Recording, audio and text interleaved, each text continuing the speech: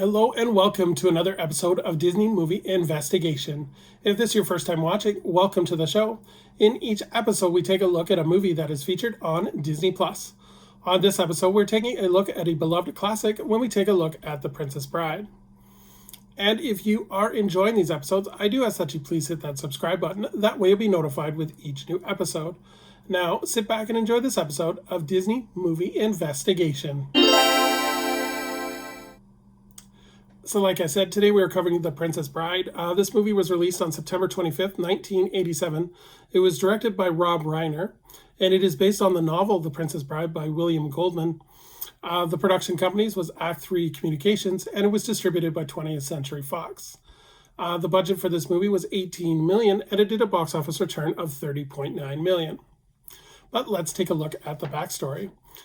So this was a passion project by Rob Reiner, and after he directed This Is Spinal Tap, he decided that one of his next major projects would be The Princess Bride, a book he had received as a gift from his father as a youngster. During his when he was directing Stand By Me, he was told by an executive at Paramount that there was several unsuccessful attempts at bringing The Princess Bride to the big screen. Some of the previous attempts were made by Fox, where they paid William Goldman $500,000 for the screen rights of the book, and Richard Lester was assigned to direct, and the movie was a go until the head of production at Fox was fired, and the project came to a screeching halt. So other directors attempting to bring The Princess Bride to the big screen included Francois Tafilot, Robert Redford, and Norman Jewison, and it was even reported that Christopher Reeves was strongly campaigning to play Wesley. Ultimately, it was Rob Reiner who would reach out to Goldman and work with him on the screenplay, which finally allowed the movie to get made. In terms of casting, when Rob Reiner reached out to the WWF about using Andre the Giant for Fezzik, they told him he was going to be unavailable due to him flying to Tokyo to do a wrestling match where he was going to be paid $5 million.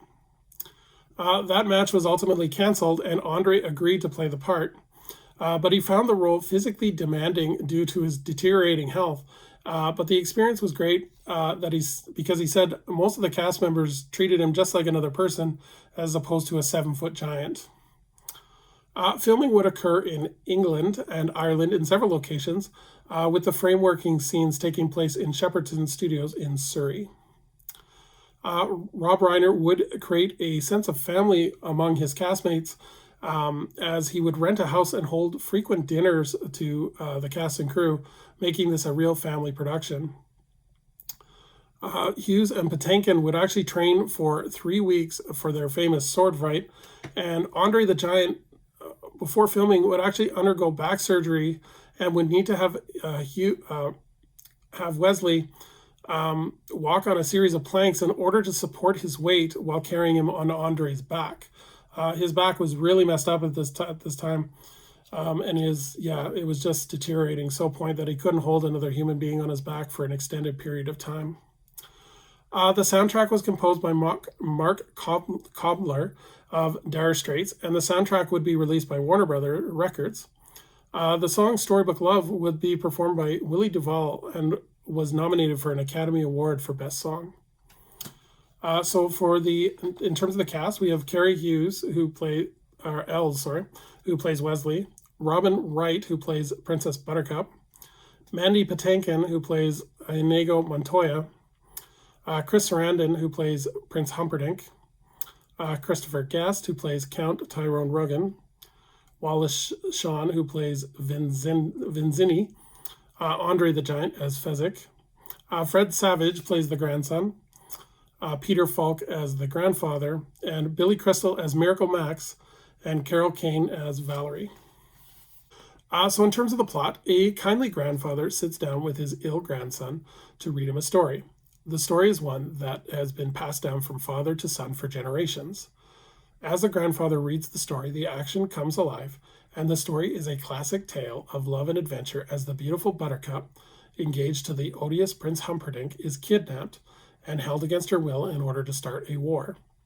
It is up to Wesley to save her, and on the way he meets a thief and his hired helpers, and who are accomplished swordsmen, a huge super-strong giant, both of whom become Wesley's companions in his quest. So this movie has an intense legacy just because it has become a cult classic and one that everybody kind of is familiar with these days. So the film would premiere as part of the 1987 Toronto International Film Festival. And Fox was actually not sure how to market this film, so they decided to release the film without a trailer. The film, like I said, would become a cult classic after being released on the home video market. And one of the reasons was the movie was very quotable. There's so many quotes in this movie that are like people use like every day, like inconceivable and my name is Indigo Montoya, you killed my father, prepared to die. Just it's so quotable, and there's so many classic lines in this movie. The film was actually voted by Total Film Magazine in 2000 as the 38th greatest comedy of all time. And in December of 2011, Jason Reitman would stage a live reading of the script that would include Paul Rudd, Mindy Kaling, Patton Oswalt, and Kevin Pollak. In 2014, Carrie Ools would write a behind-the-scenes making of the book called As You Wish, Inconceivable Tales of Making the Princess Bride. And it would debut actually as number 3 on the New York Times bestseller list. And I actually have read the book. It is quite interesting, especially if you're really into how the behind the scenes of this movie. In 2018, Ben Savage would reprise his role in the PG-13 version of The Princess Bride in Deadpool 2 called Once Upon a Deadpool. In 2020, a bar would open up in Chicago called As You Wish, and it features 16 themed cocktails based on the movie. In 2006, it was announced that Adam Grutall was working with Goldman on a musical adaptation of the novel, and the project, however, would be abandoned after Gutwell and Goldman could not come to financial terms on the project. In 2013, being a project is never dead, Disney Theatrical announced that they were working on a musical adaptation of the movie, but as of today, it is still in development. During the COVID-19 pandemic in March of 2020, Jason Reitman would direct a short film called Home Movie, The Princess Bride. This was a recreation from an ensemble cast who would film scenes from their home. And this was a charity project, and the proceeds would go to the World Central Kitchen charity.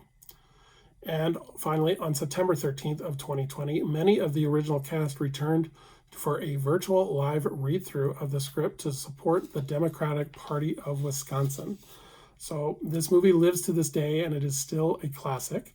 So in terms of recommending this movie, if you haven't already guessed, I really like this movie. It's one of those movies that you can watch anytime, any place, just one that once you sit down and watch it, you get encapsulated by the story.